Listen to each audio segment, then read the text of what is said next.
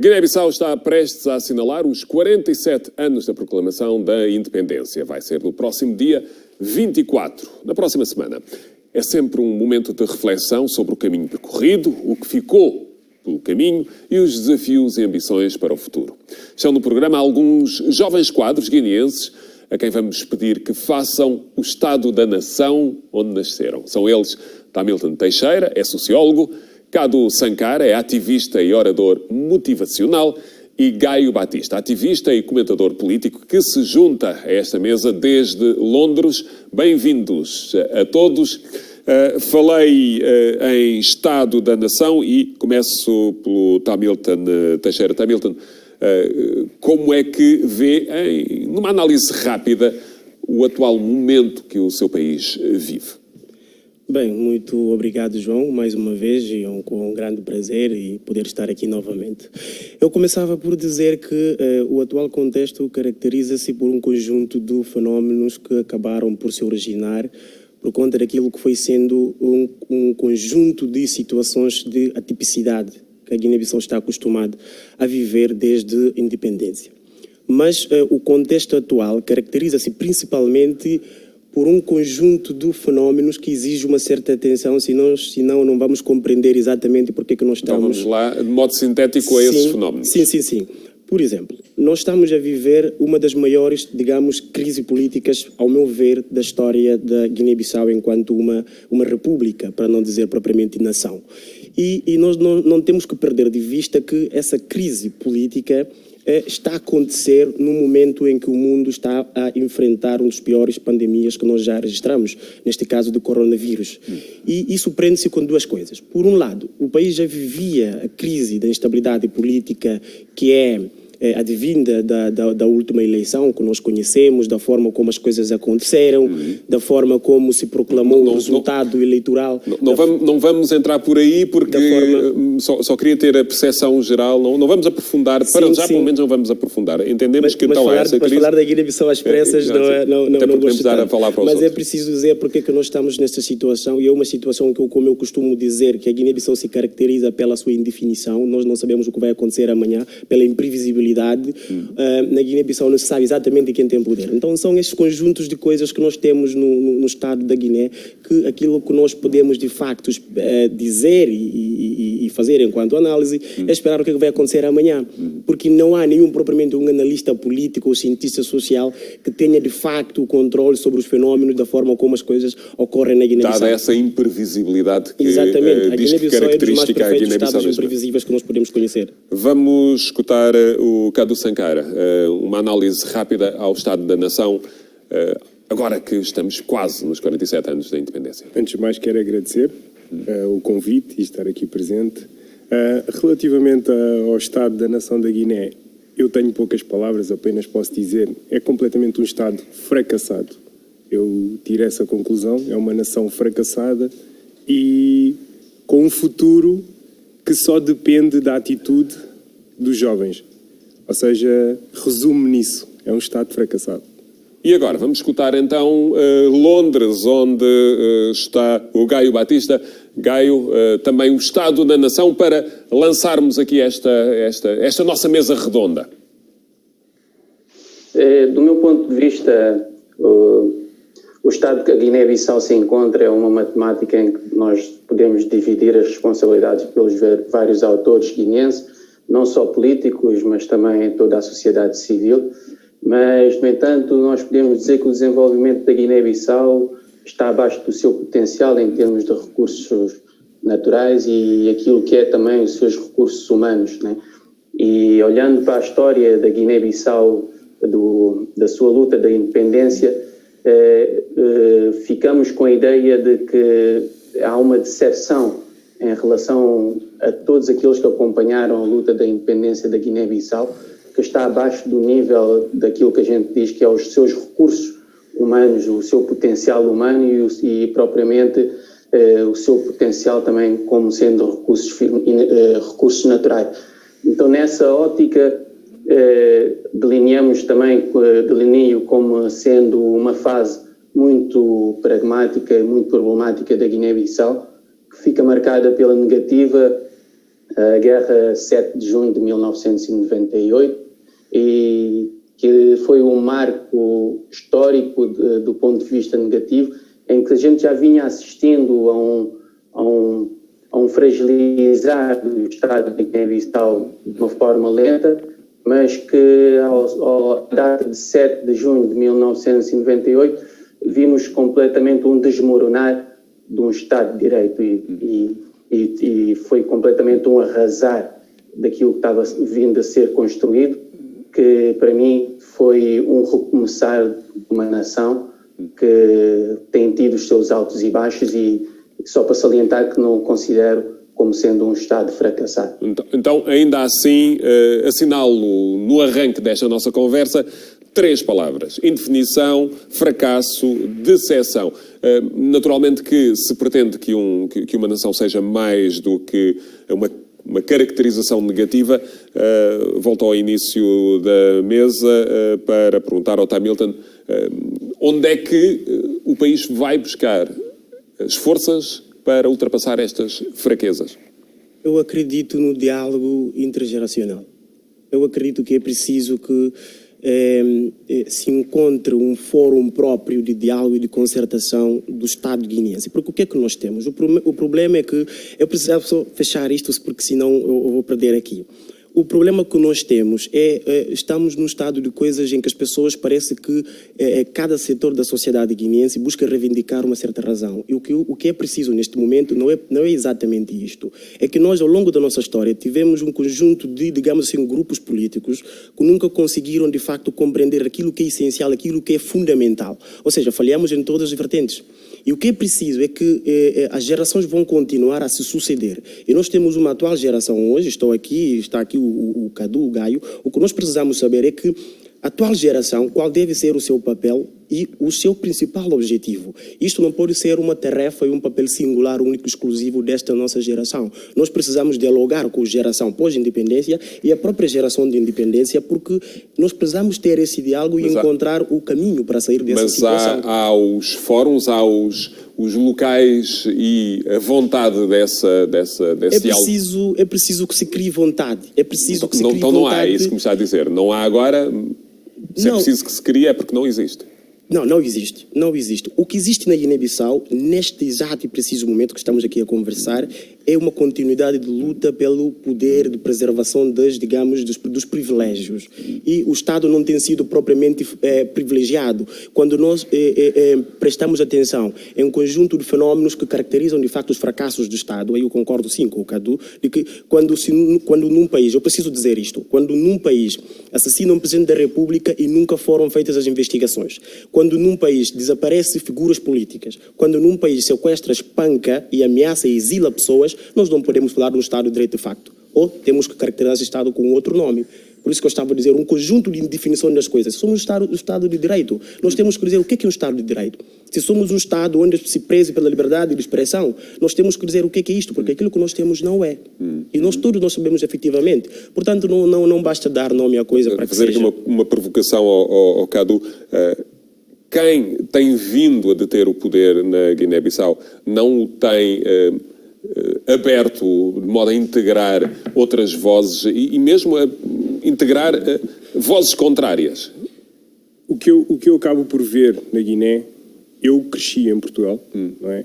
E saí da Guiné muito novo e vim para cá, e o que eu tenho visto no meu país é mais do mesmo, ou seja, tornou-se um país muito teórico, em que as pessoas falam coisas bonitas e toda a gente sabe alguma coisa, mas o que eu vejo, a realidade, é que nada funciona. Nada funciona na Guiné-Bissau. Eu, por acaso, trouxe umas fotografias que era para mostrar, que é para nós vermos a realidade do país.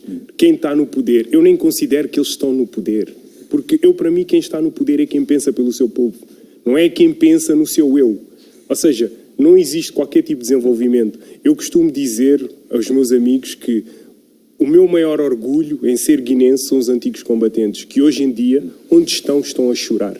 Estão completamente a chorar. Porquê? Lutaram por uma causa nobre, entregaram o país que começou com um fracasso, né, em terem, basicamente, morto os grandes líderes, os grandes homens que existiram na Guiné, e atualmente o que nós temos não sei se é indicado esse termo, mas para mim não são homens que estão a governar o país, porque o homem pensa em cuidar da sua casa e os que estão à frente não pensam nisso. Gaio Batista, segue esta ideia de que se está a perder tempo, que o Estado é falhado, que não há Estado de Direito na Guiné?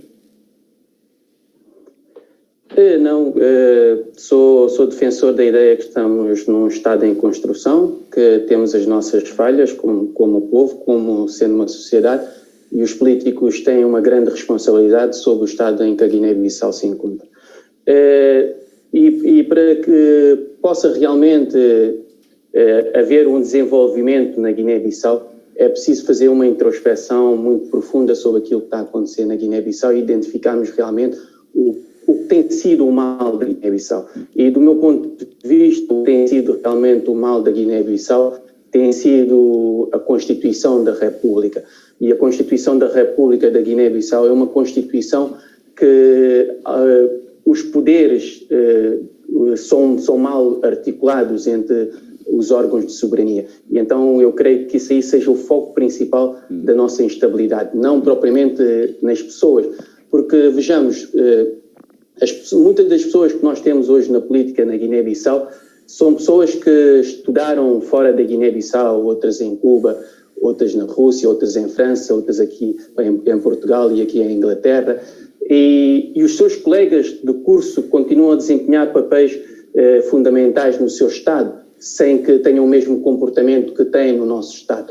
Então isso leva-nos à conclusão que há aqui um instrumento de controle que é mal utilizado ou que está propriamente inadaptado à nossa realidade. Então deixa-me pegar nesse ponto, Gaio, deixa-me pegar nesse ponto porque a questão da Constituição está na ordem do dia, há uma proposta de alteração da Constituição. Aquilo que conhece essa proposta pode facilitar um maior entendimento, no fundo é isso? Eu creio que não se tocou nas questões de fundo, naquilo que tem sido realmente a ciência prática daquilo que tem acontecido na Guiné-Bissau.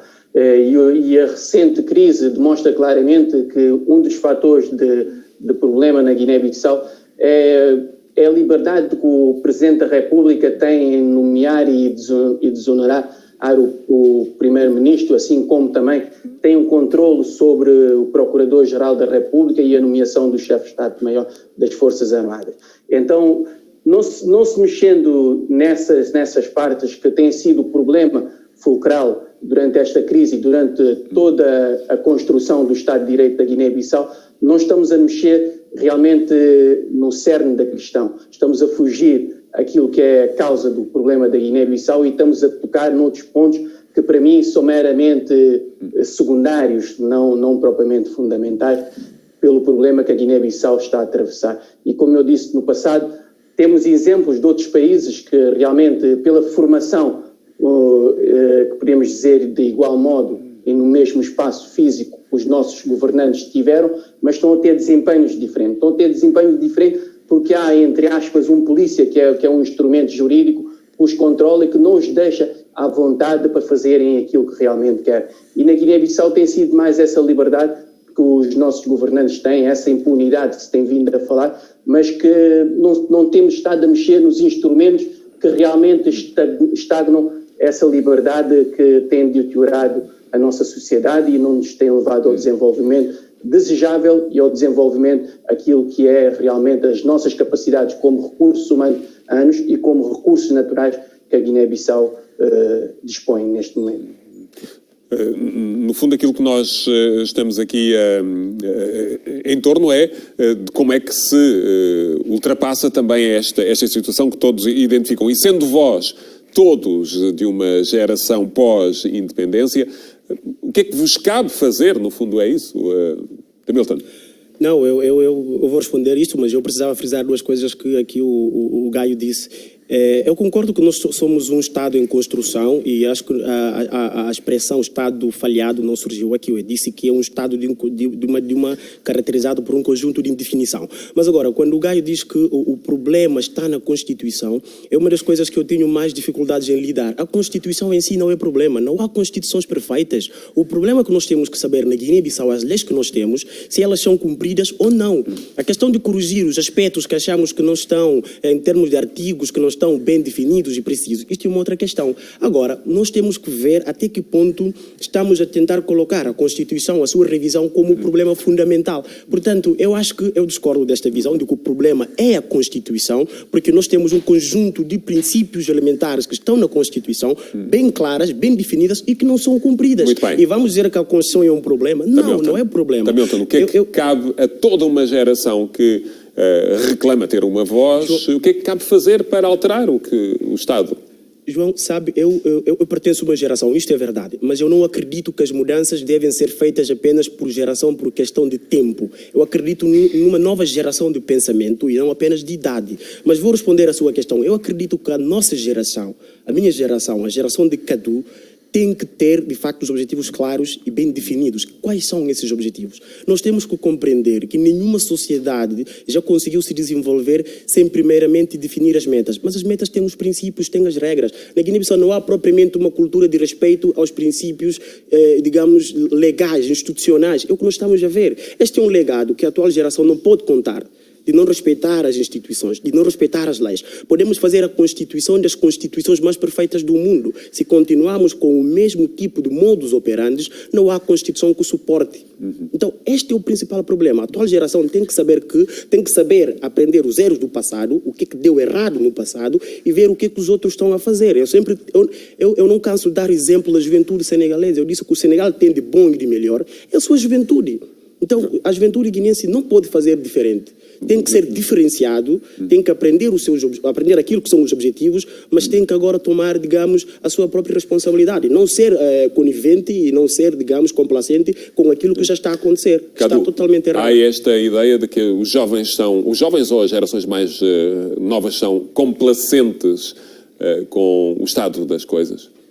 Eu vou voltar só um pouco atrás para pôr aqui um cenário. Pronto, falou-se aqui da Constituição e falou-se do incumprimento das leis. Eu vou mais profundo. Eu acho que num país onde não existe educação, não existe saneamento, não existe hospitais, não existe uma base que é necessário para o seu desenvolvimento, como é que nós podemos estar preocupados com uma Constituição? Não podemos estar preocupados com uma Constituição. Nós temos de estar preocupados que a criança tem uma escola, que a criança não se sente num tronco de uma árvore para ter uma aula, para a criança não ter uma refeição diária. Isso é que nós temos que nos preocupar. Não podemos ter políticos a viver um luxo extremo, não é? Ou seja, pessoas que apoderam-se do país e fazem do país a sua própria casa e nós pensarmos que nós temos de estar a preocupar-nos com a nossa Constituição. Mas, Cadu Sankara, nós não temos uma base. O que é que cabe a pessoas como o Cadu fazer neste momento? O que eu considero é que os jovens têm que começar... durante muito tempo, a cultura do guinense é o quê? Nós vamos respeitar os mais velhos. Essa foi a cultura que nos foi incutida durante muito tempo. E nós fomos respeitando, mas com a esperança de que nós vamos evoluir, vamos progredir, vamos andar para a frente. E o que é que acontece hoje? Não há evolução. 47 anos de independência, eu posso dizer, eu não me considero independente, não considero Guiné independência, não tenho orgulho na independência da Guiné, porque eu, quando falo em independência, eu estou a falar que o meu país tem condições para eu conseguir estar lá a viver, ou a minha mãe, com a idade que tem que viver noutro país porque não tem condições mínimas para viver lá. Ou seja, a solução que nós temos que fazer, os jovens têm que dar a sua voz, os jovens têm que impor mesmo e dizer, não, agora é a nossa vez. Porquê? Esse é o único caminho. Se nós continuarmos a passar a mão pela cabeça, como eles costumam fazer, vão continuar a ser os mesmos, a governar e a fazerem aquilo que eles querem no país. Ou seja, eu venho para fora, tenho uma formação. Eu não faço parte do plano de desenvolvimento do meu país. Porquê? Porque é ocupado por um analfabeto que está lá. Vamos a Londres nesta ronda final para escutar o Gaio Batista. São os 47 anos de uma nação. Esperava-se mais passado este tempo? Sim, claramente que se esperava mais e continuo a evocar a capacidade intelectual, a capacidade de recursos humanos que nós temos para realmente nós atingirmos esse patamar que era o patamar desejado. E então nada mais do que a independência, a data da independência como um momento de reflexão, um momento de reflexão profundo por parte daqueles que já tiveram a oportunidade de desempenhar cargos políticos, para que realmente possam verificar o que fizeram até aqui, quais foram os benefícios dos seus desempenhos. Eu costumo dizer que a nossa atual camada intelectual, se assim podemos chamar, tem perdido muito tempo na exibição das suas conquistas pessoais em termos de percursos académicos e mesmo em termos de ter tido a oportunidade de desempenhar grandes cargos políticos nacionais e internacionais, mas que não têm resultado em grandes benefícios para a própria nação nem para o próprio povo.